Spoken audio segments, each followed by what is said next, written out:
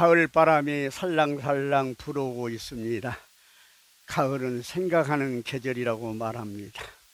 그리고 가을의 단풍 색깔을 볼 때에 그 색깔 역시 생각하는 색깔이라고 말합니다. 이 가을은 인생을 생각하는 계절이 아니겠습니까?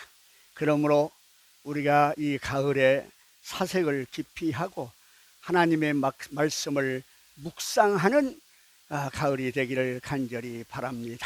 성경에 보면 인생론을 몇 가지로 찾아볼 수 있는데, 야고보는 인생은 잠깐 보이다가 없어지는 안개와 같다 하고, 베드로 사도는 인생은 풀과 같고 그 영광은 풀의 꽃과 같다고 말을 하고 있습니다. 사도 바울은 인생을 농부 또는 군인, 경기자로 비유해서 말하고 있습니다. 오늘 우리가 읽은 본문 디모데후서는 일반적으로 바울의 유서라고 말을 합니다. 바울은 나이, 건강, 환경, 그 당시 정치적 상황으로 보아서 세상을 떠날 것 같은 예감을 느끼며 이 편지를 썼던 것입니다. 자, 1절에서 2절을 보면 바울은 디모데에게 목회자의 2대 직무로서 첫째는 복음 전파에 힘쓰고 두 번째는 신앙 교육에 힘쓰라고 부탁을 하고 있습니다. 그리고 3절에서 5절에 말세 이단이 극성하여 세상 사람들이 그리스도의 복음 진리에서 돌이켜 떠나가는 일이 허다하게 나타날지라도 이에 낭망치 말고 복음 전파에 더욱 힘쓰며 성도들이 이단의 미혹에 빠지지 않도록 해야 함을 교훈하고 있습니다. 6절에 간제와 같이 내가 부음이 되고 나의 떠날 기약이 가까웠도다. 이 간제는 재물 위에 기름을 붓는 제사인 것입니다. 바울은 순교를 염두에 두고 일종의 유언적 성격을 띠는 엄숙한 말을 일생 동안 간직해 왔던 가장 소중한 교훈을 마지막으로 믿음의 아들인 디모데에게 말하고 있는 것입니다. 7절에 나의 달려갈 길을 마치고 믿음을 지켰으니 이렇게 이야기합니다. 인생은 출발점이 있고 코스가 있고 종착점이 있습니다. 시작이 있으니 끝이 있는 것입니다. 바울은 나의 떠날 기약이 가까웠다고 합니다. 그는 끝을 알고 살았습니다. 어느 누가 인생은 죽는다는 것을 부정하겠습니까마는, 그러나 그 끝이 있다는 것을 종종 잊고 사는데 문제가 있는 것입니다. 사람에게는 끝이 있습니다. 건강에도 언젠가는 병들 것입니다. 힘이 있다 해도 언젠가는 힘이 없어집니다. 아무리 재산을 모아 은행에 넣고 손에 움켜쥐어도 언젠가는 내놓아야 합니다. 무한하게 절대적으로 내 것이 될 수 없습니다. 그러기에 예수님은 불의의 제물로 친구를 사귀라고 말씀하신 것이죠. 어차피 없어질 물질로 좋은 일 하는 것입니다. 내놓을 수밖에 없을 때 내놓으면 어리석은 사람이지만, 아직도 내 것으로 있을 때 내놓으면 선한 일이 되는 것입니다. 바울 사도는 항상 끝을 생각하고 그 종말로부터 오늘을 생각했습니다. 그리스도의 날에 내가 주님 앞에 어떤 모습으로 설까 하는 인생의 종착점, 그 목표를 항상 염두에 두고 살아온 것입니다. 여러분, 우리가 부하다, 가난하다, 건강하다, 병들다, 출세했다, 실패했다 하는 것은 다 부질없는 과정에 불과합니다. 태어나는 것이 내 마음대로 되지 않는 것처럼 내 끝도 내 마음대로 되는 것이 아닙니다. 하나님이 어느 시간에 부르시든지 간에 바로 그 시간은 반드시 있을 것입니다. 일본 사람 소설에 위암으로 6개월밖에 못 산다고 하는 판정을 받고 크게 절망하여 하염없이 길을 가는 한 사람이 꽃 파는 가난한 아이에게 넋두리로, 얘야, 나는 6개월밖에 못 산단다. 죽음이 무엇인지 모르는 아이는, 아저씨 6개월은 남아있잖아요. 그때 그는 옳지, 6개월은 사는 것이다. 나는 이 6개월을 어떻게 살까? 그 최선의 노력을 하여 많은 좋은 일을 하게 되었다 하는 이야기인 것입니다. 여러분, 끝이 있습니다. 우리는 끝이 정해진 기간을 살고 있음을 알아야 합니다. 그러므로 종말론적으로 살아야 한다고 하는 것입니다. 그리고 그 끝 바로 뒤에는 의로운 재판장이 계시니 8절에 이제 후로는 나를 위하여 의의 면류관이 예비되었으므로 주 곧 의로우신 재판장이 그날에 내게 주실 것이니 말합니다.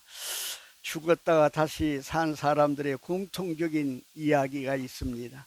죽었을 때 잠깐 꿈꾸는 것 같이 번쩍하는 순간 자기가 일생 동안 산 것이 영화의 한 장면처럼 확 들어오더란 것이며, 그리고 강을 건넌다고 하는 이야기인 것입니다.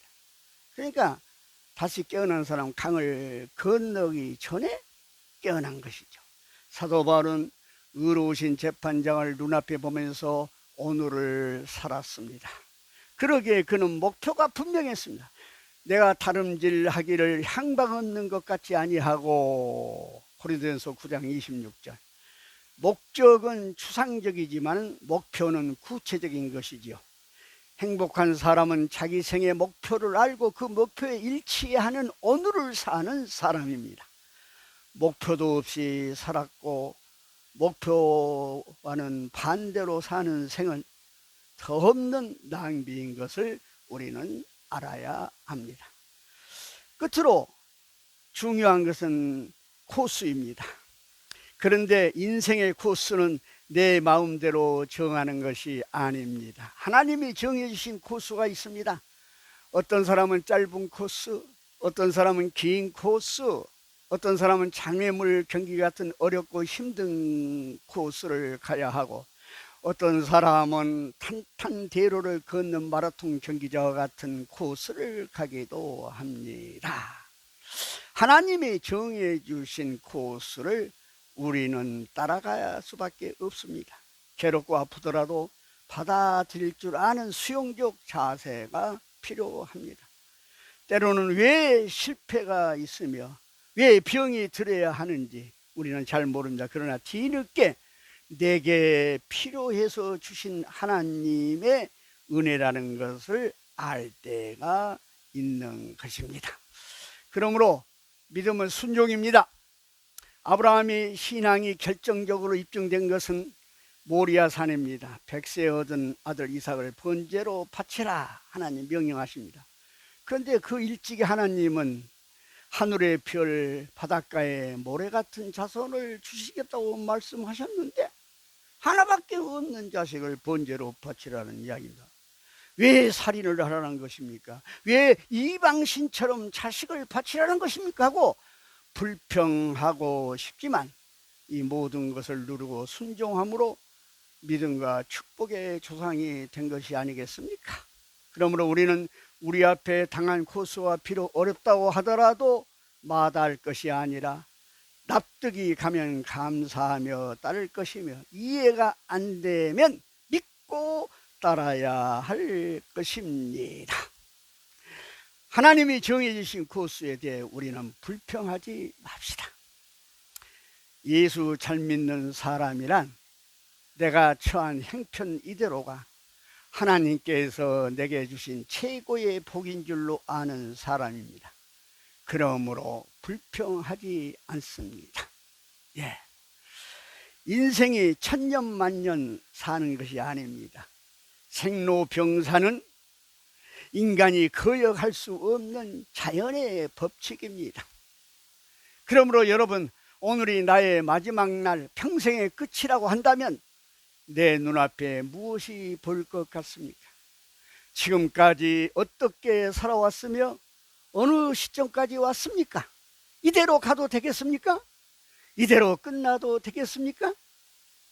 사랑하는 여러분, 이제 남은 코스만큼은 결코 휘청거리지 말고 정 코스로 나갈 수 있는 믿음의 생활이 되시기를 이 가을에 주님의 이름으로 축복합니다.